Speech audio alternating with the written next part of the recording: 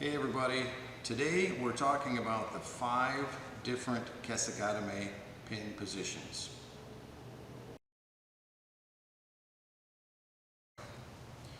So we're going to start off with Hon-kesa-gatame, which translates to mean regular scarf hold or basic scarf hold. So I'll have Brian lay here with his head pointed towards the camera. So this is one of the ones that you see the most, it's one of the most common, right? So my hip fold is deep into Brian's armpit. My arm is around underneath his head, giving a nice tight squeeze, usually holding on to some piece of the material, cupping under the elbow or grabbing the material by the triceps and pulling everything nice and snug and tight, right? Keeping the head forward. You don't want to lean back because then the opponent can rock forward and escape pretty easily. So we keep everything in there nice and tight. Now, sometimes you'll see legs spread out like so, right? What I prefer personally is this position here because it allows me to push into my opponent, can raise my hips up off the ground a little bit. It feels good for Brian right here, right? I can put more pressure on him that way. Plus I have mobility. If he starts to move, if he starts to scoot around, it's easy for me to follow him. Right? So I like this position. I prefer this position a little bit better. Occasionally, if I feel that they're trying to escape by hooking my leg with their leg, then I'll lay my leg down. Right. But for the most part, we're right here. I can scoot in and tighten this up as well. So that's Hon-kesa-gatame.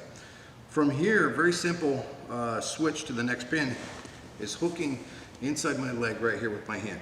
So this is referred to as Makura-kesa-gatame. Makura means pillow. So I'm making a pillow under Brian's head. This is a much tighter pin. It's harder for him to escape this because I'm elevating his head a little bit more, putting a little bit more squeeze on him. So this is a really tough one to escape. From here, we can go into a number of submissions as well. So Makura-kesa-gatame. Okay. Pin number 3 is going to be Kuzure-kesa-gatame. So this is a preferred one probably for a lot of us in Jiu-jitsu for when we're doing guard passes and that type of thing. We're going to look to get that underhook, right? So when I get the underhook here, I'm in here nice and tight. Again, leg is up tight underneath the shoulder. My hip fold is deep into Brian's armpit.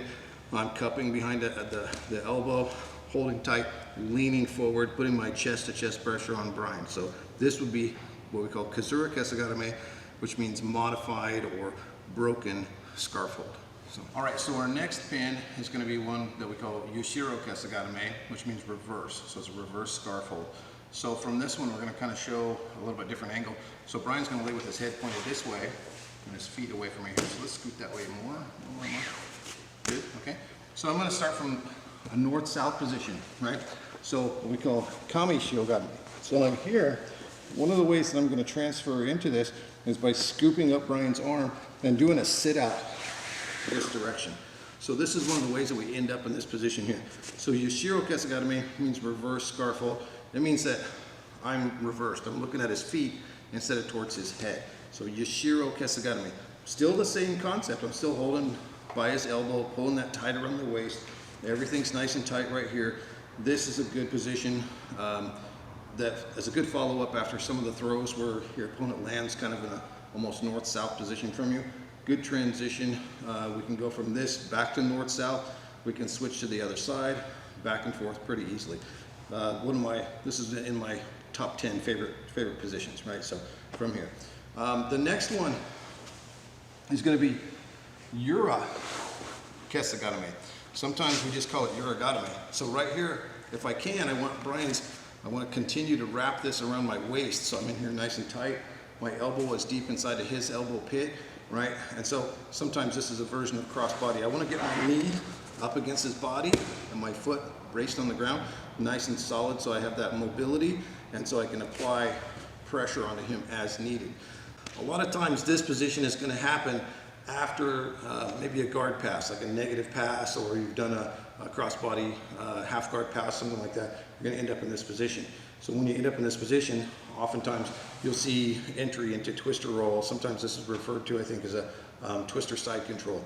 So this is actually Ura. It means back, right? So it's back here. So his arm is behind me. It's on my back. So this is Ura-kesa-gatame, sometimes just called Ura-gatame. Right?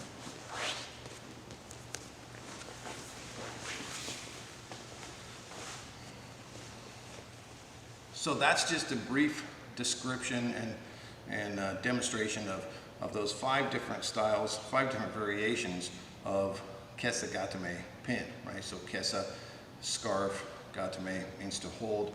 And you might hear that I say gatame rather than gatame, right? Gatame is something you hear quite often. Gatame was how my Japanese judo instructor said it. I think similar to the word karate.